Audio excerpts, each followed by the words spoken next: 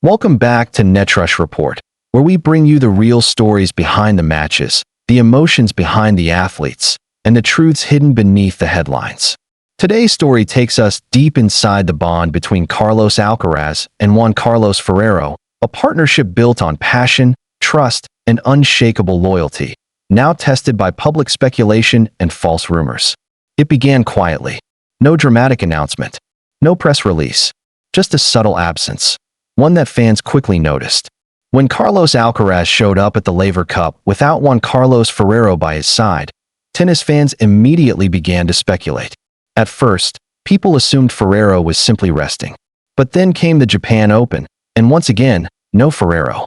Alcaraz played, battled, smiled, and even won matches, but his coach's empty seat on the sidelines told a different story. On social media, questions piled up. Where is Ferrero? Why is Alcaraz traveling without him? Is he sick? Then, a dark rumor emerged, one so specific and disturbing that it spread like wildfire. Posts began claiming that Ferrero had been diagnosed with cancer and was undergoing treatment in secret. It didn't matter that there was no credible source. The internet ran with it, and within hours, Ferrero cancer was trending across tennis communities worldwide. On October 6th, Juan Carlos Ferrero finally spoke, and his words were sharp, emotional, and unfiltered. "The rumors about my health are completely fake," he wrote. "It's sad and disappointing that something so serious can be spread without any truth. People need to be more responsible when it comes to personal matters like health." The tone was unmistakable. Ferrero was not just denying the rumors. He was angry. He wasn't suffering from cancer. He wasn't hiding. He was recovering, but not from illness. He'd simply been managing personal matters and allowing Alcaraz's secondary coach, Samuel Lopez, to take over temporarily. Ferrero's message wasn't only about correcting the record. It was about calling out a bigger issue, the carelessness of online speculation. Ferrero isn't just another coach on the ATP Tour. He's a legend. 2003 French Open champion trophy. Former world number 1. 16 ATP singles titles. For Masters 1,000 crowns. Nicknamed El Mosquito for his relentless movement and precision, Ferrero was one of Spain's golden generation players, a bridge between the eras of Carlos Moya and Rafael Nadal. But beyond the trophies, Ferrero's name carries deep emotional value for Spanish tennis fans. He's a mentor figure, a national symbol of professionalism and resilience. So when rumors claimed that he might be battling cancer, it hit differently. It wasn't just concern, it was heartbreak. Fans feared losing one of the sport's purest figures, a man who had spent the last 6 years building Carlos Alcaraz into a 2-time Grand Slam champion and the youngest year-end world number 1 in ATP history. That's why the rumors snowballed. It wasn't about clicks, it was about fear. Carlos Alcaraz is known for his openness. Whether celebrating wins or talking through injuries, he's one of the most transparent young stars in tennis. But during this storm, he said nothing. No tweets. No Instagram stories. No statements. Fans noticed. And while silence can be a way to stay above controversy, in this case, it only made the rumor mill spin faster. One post read, "If Ferrero was really fine, why hasn't Alcaraz said anything?"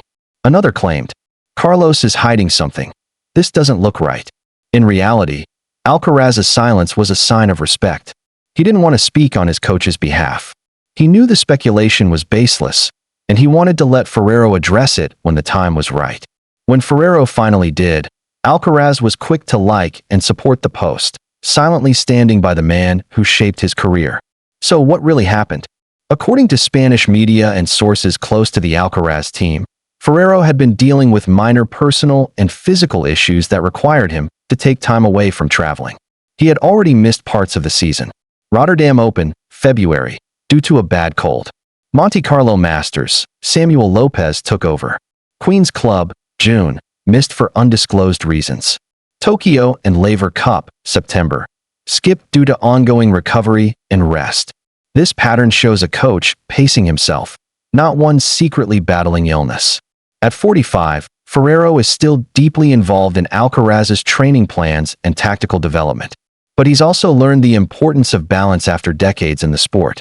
As one Spanish journalist put it, Ferrero is not disappearing. He's just being human. Ferrero's situation highlights something every athlete and coach now faces: the danger of digital misinformation. In the age of social media, a single tweet can cause global panic in minutes. Rumors spread faster than facts. And when it involves serious issues like cancer, the consequences are more than just emotional. They're deeply personal. Ferrero addressed that pain directly. "I appreciate the concern, but please be mindful. Health is not a subject to play with." Fans from around the world flooded his comments with relief and love, messages like, "So happy you're okay, Juan. People need to stop making up stories about good people." The tennis community rallied around him. Even figures from other sports reposted his message, warning their own followers about the dangers of fake news. During Ferrero's absence, Samuel Lopez, Alcaraz's second coach, quietly became the backbone of the young champions team. Lopez, who previously worked with Pablo Carreño Busta, knows the Spanish tennis system inside out. He's calm, tactical, and methodical, qualities that perfectly complement Alcaraz's explosive energy. Under Lopez's guidance, Alcaraz still managed to white heavy checkmark reach deep rounds in Tokyo. White heavy checkmark maintain his world #1 ranking. White heavy checkmark prepare strategically for the indoor season. Fans noticed that while Ferrero's presence was missed, the team's chemistry remained intact, a sign of how well-built Alcaraz's support system truly is. 8. The Alcaraz-Ferrero bond. More than just tennis. Carlos Alcaraz has never hidden his admiration for Ferrero. In interviews, he often calls him a second father.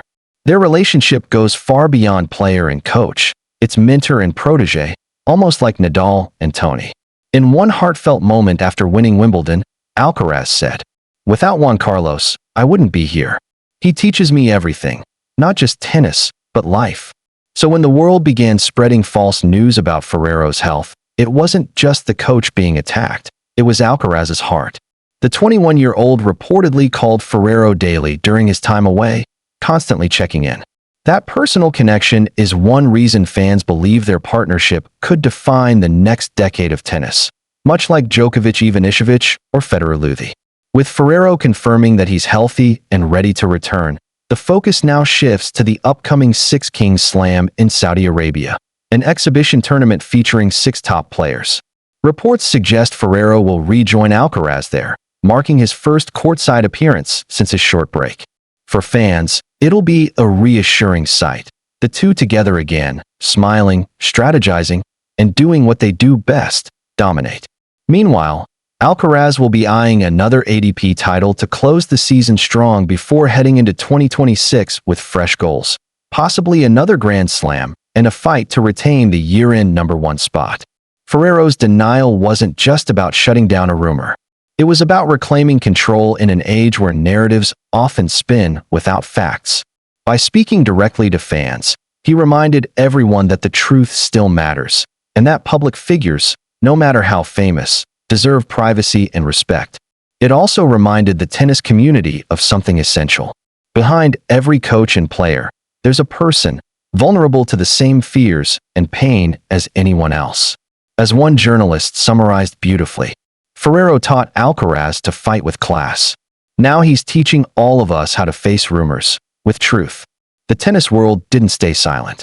Carlos Alcaraz liked Ferrero's post and later shared a heart emoji on his story. Fellow players like Rafael Nadal, David Ferrer, and Pablo Carreño Busta privately reached out with support.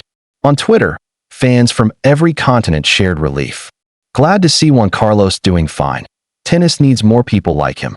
The fact he had to deny something like this shows how out of hand things get online. Even sports journalists who initially covered the rumor posted public apologies for amplifying it, acknowledging the importance of verifying information before publishing. Ferrero's story is now being used as a case study in responsible reporting within sports media circles. Organizations are discussing how to handle unverified rumors, especially about sensitive topics like health. It's a needed conversation, because behind every rumor, there's a person, and behind every headline, there's a heartbeat. As tennis evolves into a more digital era, figures like Ferrero remind everyone that respect must evolve too. With the fake rumors now buried, Ferrero's upcoming return feels symbolic, almost poetic. After a storm of lies, he's walking back into the public eye on his terms. Expect to see him back in Alcaraz's corner, calm, focused, and stronger than ever.